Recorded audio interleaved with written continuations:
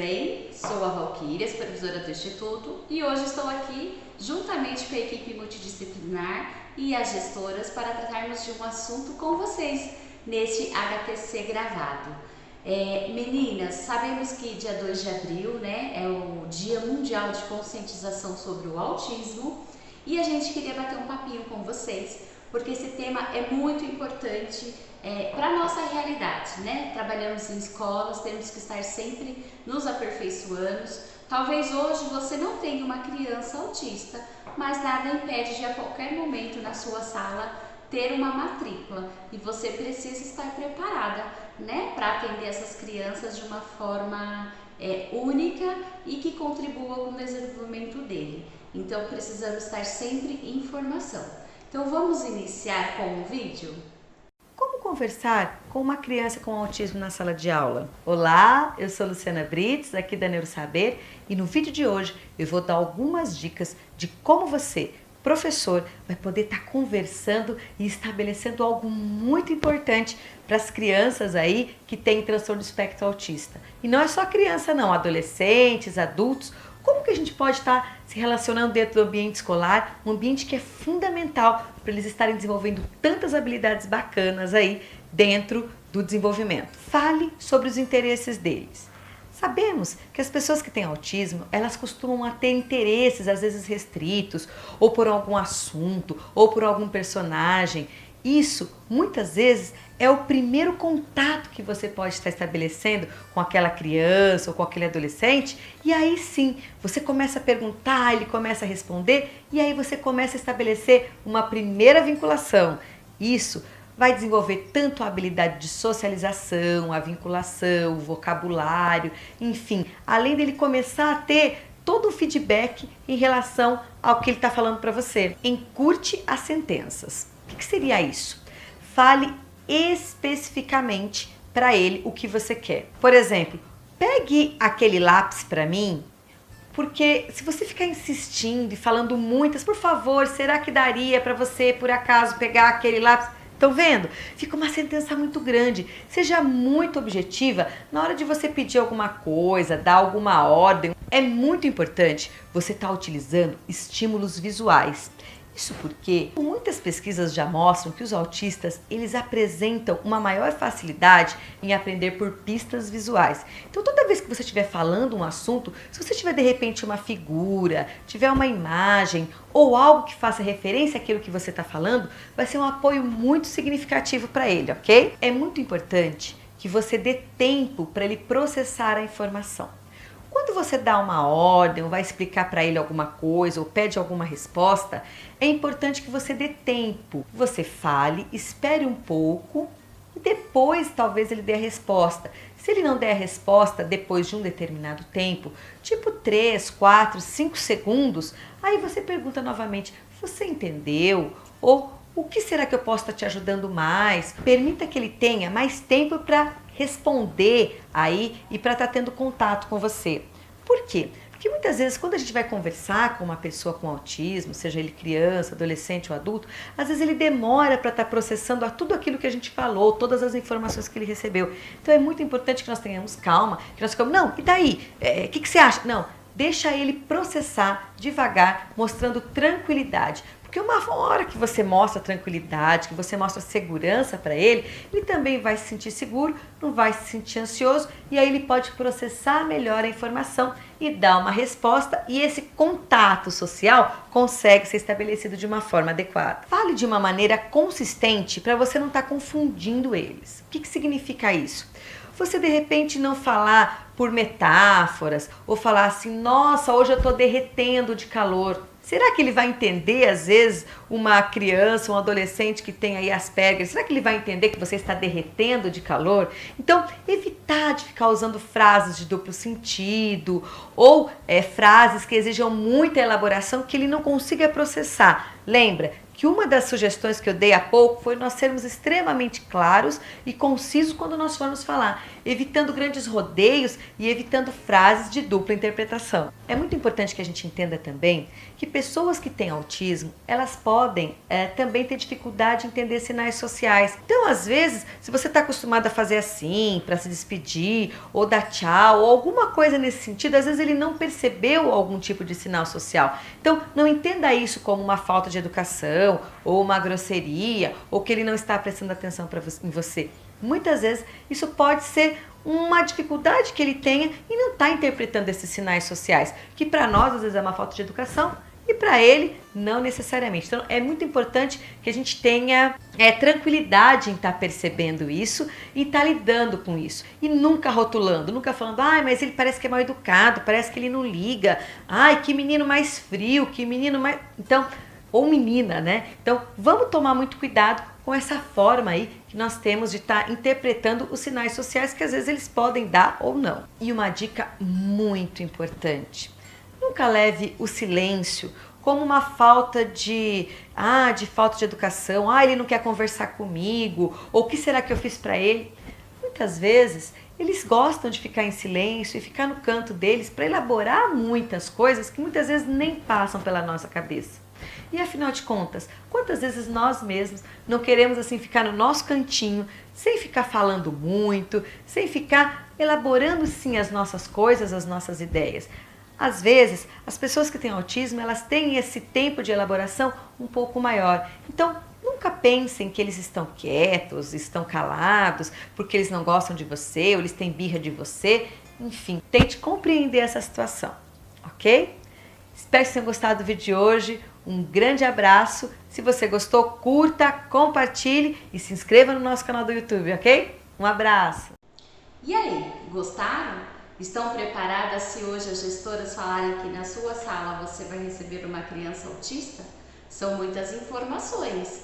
Vamos aprender com a equipe Multi um pouquinho, com as gestoras também, sobre o transtorno do espectro autista, conhecidos como TEA.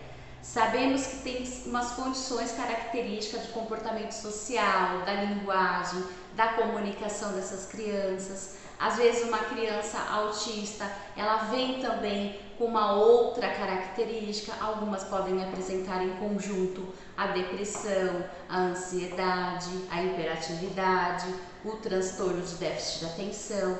Então, assim, temos que apenas aprender que os autistas são únicos. Cada um vai trazer a sua particularidade. A gente não pode comparar. Assim como nossas crianças também da sala são únicas, os autistas também vai ter aquela sua característica que é só dele. E eu vou precisar conhecer, eu vou precisar me adaptar para que eu consiga evoluir com essa criança. Então hoje vocês vão ver diversas abordagens aí de como fazer, quais são os sinais de uma criança autista, vão conhecer um pouquinho sobre o ABA também, que muito se fala. O CID do autismo mudou em 2022, então vocês precisam também saber o que está, o que caracteriza o TEA. Então é um HTC pertinente para nós, espero que vocês gostem, espero que vocês aproveitem, porque toda a equipe está à disposição de vocês.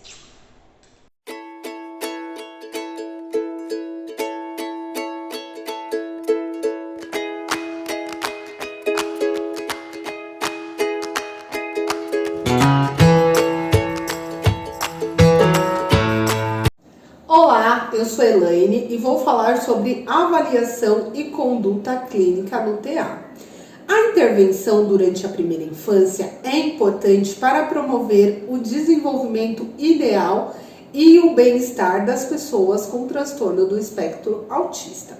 Recomenda-se o monitoramento do desenvolvimento infantil como partes de cuidado de saúde materno-infantil dentro da rotina.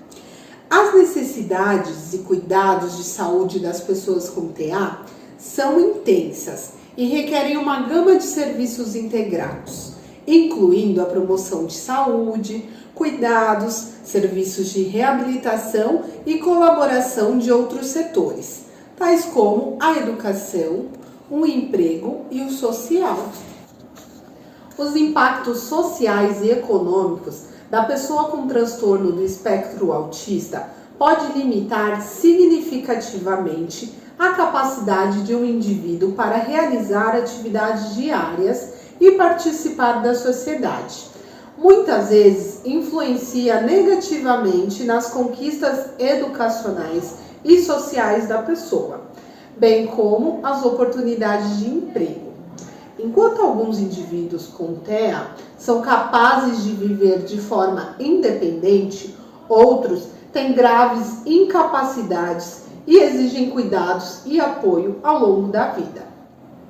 A pessoa com transtorno do espectro autista muitas vezes impõe uma carga emocional, econômica significativa sobre as pessoas e as suas famílias.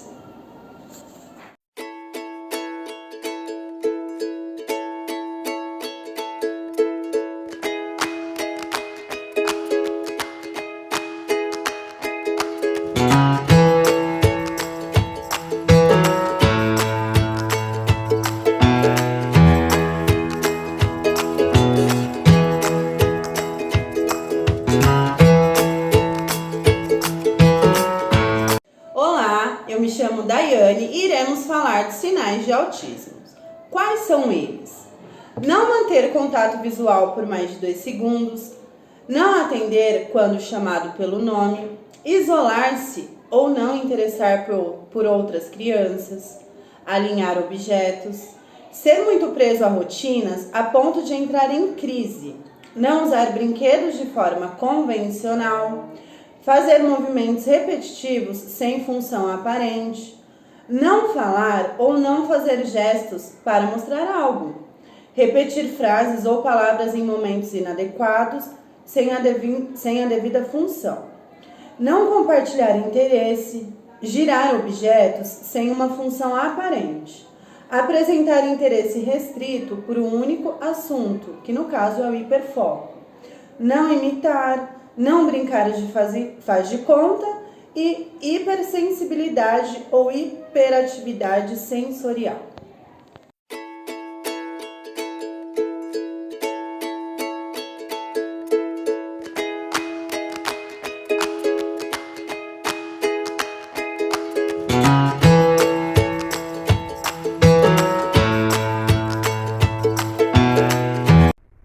Olá, eu sou a diretora Roberta do Centro Educacional Antônio Mansur e hoje eu vim conversar um pouquinho com vocês sobre a Lei Romeu Mignon. Em homenagem ao filho do apresentador Marcos Mignon, a lei estabelece a missão da carteirinha de identificação da pessoa com transtorno do espectro autista, o TEA.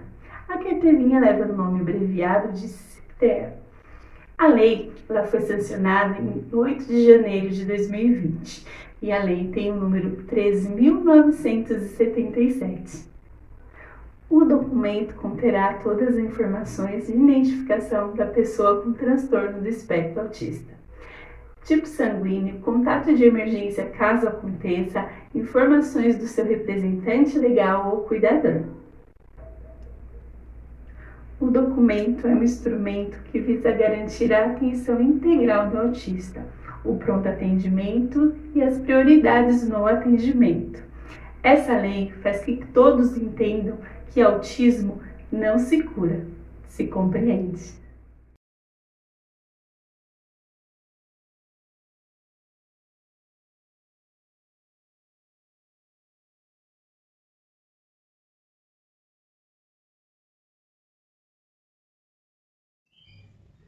Olá pessoal, tudo bem com vocês? Para quem não me conhece, eu sou a Renata Maria, sou a coordenadora pedagógica do Centro Educacional Antônio Mansur e é com muita honra, com muito prazer que eu venho falar para vocês sobre uma lei muito importante aqui no Brasil. Trata-se da Lei Berenice Piana, que foi uma mãe, é uma mãe muito importante aqui no nosso país, que entre vindas e idas ao Senado, ela conseguiu sancionar uma lei que tem o nome dela, Berenice Piana. Ela foi sancionada no dia 27 de dezembro de 2012 e estabelece a todas as crianças, adultos, o diagnóstico precoce, a tratamentos terapias no Sistema Único de Saúde, né? O SUS. Dá direito também à educação e à oportunidade, à igualdade a todos. Espero que vocês tenham gostado. E se vocês quiserem pesquisar um pouco mais sobre a lei, é só procurar Berenice Piana, tá bom? Um beijo e fiquem com Deus.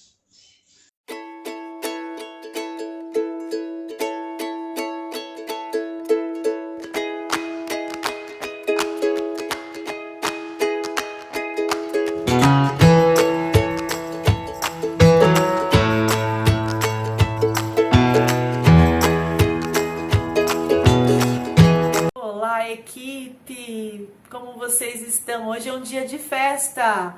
Hoje é dia 2 de abril, dia da conscientização ao espectro autismo, um dia mundial, na verdade, onde a gente passa alertando sobre a discriminação e o preconceito. Muita gente sabe, né? Muita gente ouve falar, na verdade, sobre autismo, mas poucas pessoas reconhecem a grandeza desse trabalho, onde nós envolvemos equipe multi, médicos, em um dia tão importante para que a gente possa ter essa informação, passar essa informação à população. E para isso a gente tem que estar o quê? Ciente das condições das crianças, que a gente possa proporcionar para elas não só aquilo que a gente já tem de conhecimento, que é de praxe, né? Quais são aí os perfis, ou até o diagnóstico, ou de como, quais são as características. Isso é irrelevante, tá? Porque a gente tem que pensar irrelevante e relevante ao mesmo tempo, né? Não vamos ser tão simplistas, mas dizer para vocês que a importância é de que eles funcionem na escola, de que a gente possa não só trabalhar com aquilo que eles não saibam, mas aquilo que eles podem oferecer, e eles são pessoas interessantes de trabalhar, são aí um desafio sim pedagógico, mas é possível termos aí no primeiro momento, né? Porque a gente sabe que é na escola que a gente vê aí essa falta de socialização, essa falta de interesse, né? De brincar. Então a gente precisa trazer para que eles tenham uma infância prazerosa, onde a gente possa promover o melhor da educação infantil. E sempre, quando eu trago essas questões tão reflexivas, tão importantes, eu sempre trago comigo trechos de livros, poemas, como acho que já virou hábito entre a gente, de eu trazer para vocês sempre um texto para a gente refletir. E hoje eu trouxe Rubem Alves, Escolas Asas e Escola Gaiolas. Eu queria ler para vocês, para que a gente pudesse entender a grandeza que é o nosso trabalho e que a gente pode sim fazer bom uso de boas práticas e essas práticas a gente multiplicar, porque é para isso que a gente tem tido esses momentos importantes. Vamos multiplicar esse conhecimento, essas informações e diminuirmos aí o preconceito com os indivíduos que precisam ser ouvidos e que precisam ser acolhidos, né? Então vamos lá, eu vou pôr meu óculos, desculpa se vai refletir, tá? A luz. Como eu falei para vocês, a gente vai ler Escolas Asas e Escolas Gaiolas. Quem escreveu foi Rubem Alves. Então, sentam confortavelmente que eu vou ler para vocês. Há escolas que são gaiolas e há escolas que são asas. Escolas que são gaiolas existem para que os pássaros desaprendam a arte de voar. Pássaros engaiolados são pássaros sob controle. Engaiolados, o seu dono pode levá-los para onde ele quiser. Os pássaros engaiolados sempre têm um dono. Deixaram de ser pássaros, porque a essência dos pássaros é o voo. Escolas que são asas não amam pássaros engaiolados. O que elas amam são pássaros em voo. Existem para dar aos pássaros coragem para voar, ensinar o voo. Isso elas não podem fazer, porque o voo já nasce dentro dos pássaros. O voo não pode ser ensinado, só pode ser encorajado. E essa é a nossa função. A gente não vai ensinar ninguém a voar, nós vamos encorajar. E é por isso que a equipe Multi quer fazer parte aí nesse momento aí que vocês estão na casa de vocês ou no HC de vocês, para que entendam que a gente tem aqui o potencial para ofertar a essa criança, a esse indivíduo, o melhor da educação infantil, para que ele possa levar isso para a vida, para toda a vida. Porque isso não vai sumir ele tendo a fase adulta, ele vai seguir, né, com o transtorno espectro autista. O que a gente pode hoje, que é a maior preocupação que a gente tem tido como psicopedagogos, é não fazermos aí um diagnóstico muito precoce, ou encaminhar precocemente para que haja essa avaliação, sem que nós tenhamos aí um sentido, um entendimento do que a criança realmente precisa, principalmente nesse momento de pós-pandemia. Então, eu quero deixar com vocês essa alegria de estar com vocês comemorando o dia 2 de abril, uma data tão importante, né, para a educação, e que a gente possa compartilhar daqui para frente boas práticas para que a gente possa receber melhor cada dia mais esse aluno, essa criança, tá? Então deixo aqui meu abraço para que as nossas salas de aula sejam, né, salas que ensinam as nossas crianças a dar saltos altíssimos para que possam começar a voar da melhor maneira possível e ter a gente como aí pessoas que fizeram a diferença na vida delas. Um grande beijo a vocês. Bom trabalho, equipe. Agora é com a gente. Tchau, tchau.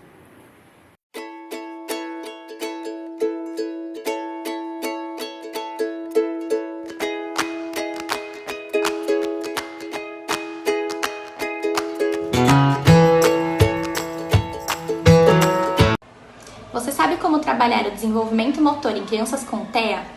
As crianças com autismo apresentam déficits comportamentais que são decorrentes de comportamentos sensoriais incomuns e comportamentos motores estereotipados, ou seja, estereotipias sensoriomotoras, em que podemos destacar movimentos repetitivos das mãos, balanço repetitivo do corpo, necessidade constante de movimentos motores, como correr, pular, andar na ponta dos pés, movimento repetitivo dos dedos, entre outras. Essas estereotipias motoras, assomadas com dificuldades sensoriais e dificuldades de planejar e executar movimentos corporais, ou seja, dificuldade de planejamento motor, não permitem experimentação motora adequada para promover o aprendizado cognitivo. Então, não é incomum que vocês percebam algum atraso no desenvolvimento motor, cognitivo ou até mesmo atraso na fala das crianças que apresentem TEA. Nesses casos, nós podemos atuar em conjunto. Com atividades em sala de aula, podemos trabalhar na aquisição de habilidades motoras, trabalhar o alinhamento postural, promover vivências sensoriais, estimular o equilíbrio, estimular a coordenação, a marcha, auxiliar na aquisição de independência, na aquisição de aptidões, estimular a relação com os outros com segurança e confiança, e estimular a se adaptar em sociedade, além de atuar na prevenção de vícios posturais, como por exemplo na marcha na ponta dos pés ou sentar em W. E como fazemos isso? Fornecendo estímulos. Então precisamos que a criança participe das atividades em sala de aula, sempre, claro, respeitando as suas limitações e adaptando para que seja possível para ele também. A fisioterapia pode trazer melhora da qualidade de vida, melhora da coordenação e planejamento motor, melhora da função dos membros, promover melhor socialização e comunicação, melhora da qualidade da marcha e o equilíbrio, previne doenças cardiovasculares, previne alterações ósseas e articulações e previne o sobrepeso.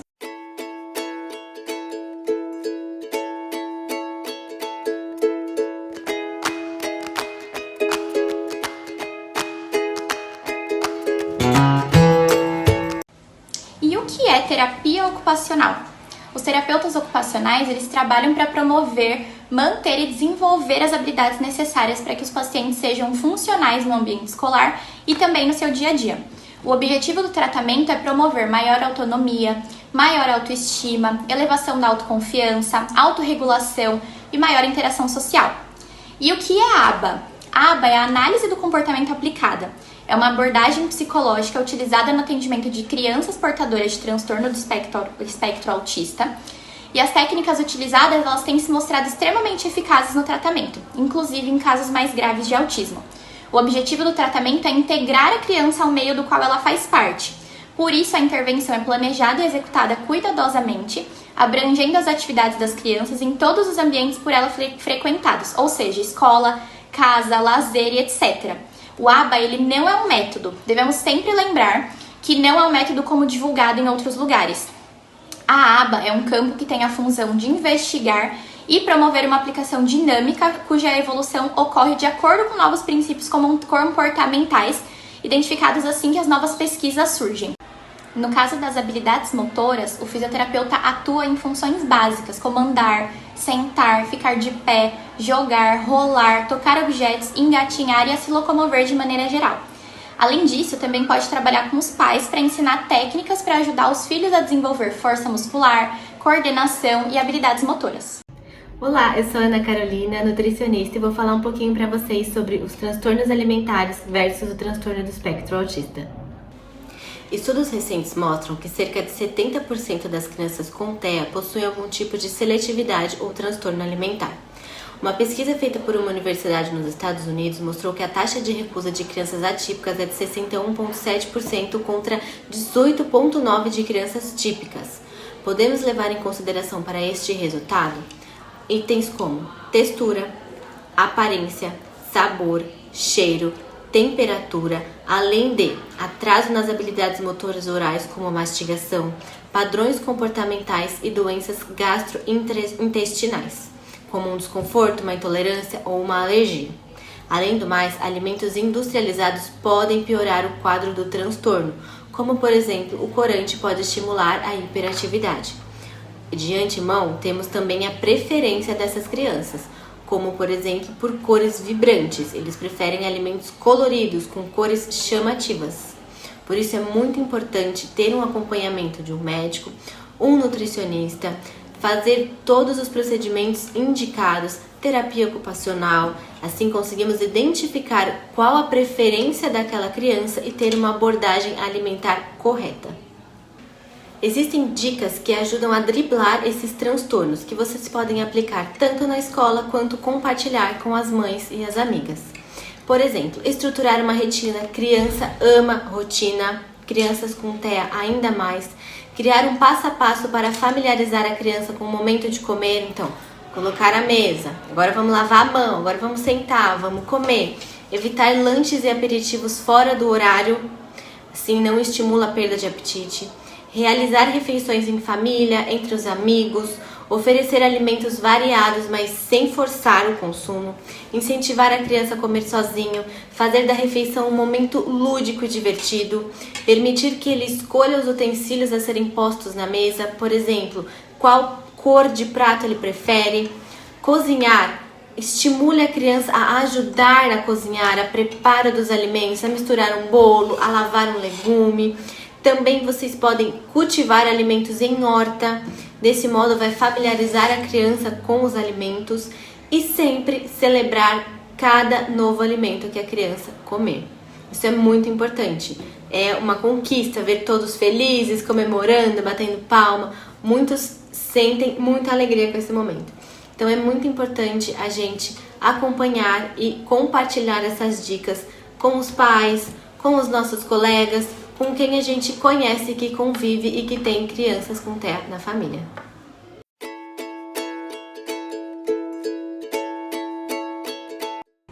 Você sabia que autistas têm direito garantido por lei a atendimento prioritário?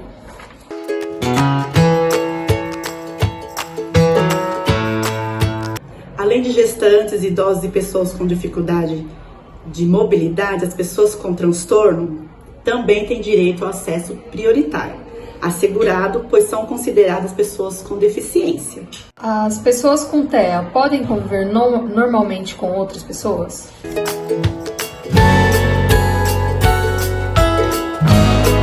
Sim, as pessoas com autismo podem aprender a viver em sociedade. A dificuldade de adaptação vai depender muito do seu nível de autismo.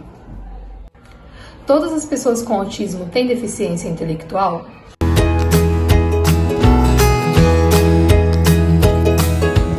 Acredita-se que cerca de 30 a 40% dos casos têm alguns graus de deficiência intelectual e vamos encontrar indivíduos com inteligência média e alguns muito inteligentes. Existe cura para o autismo?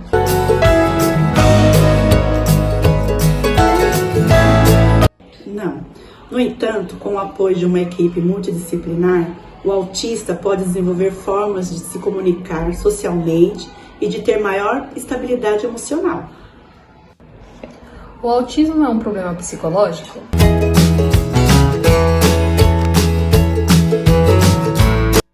Não. Os transtornos do espectro autista se iniciam durante a gravidez e estão relacionados ao desenvolvimento de linguagem, motor e comportamental.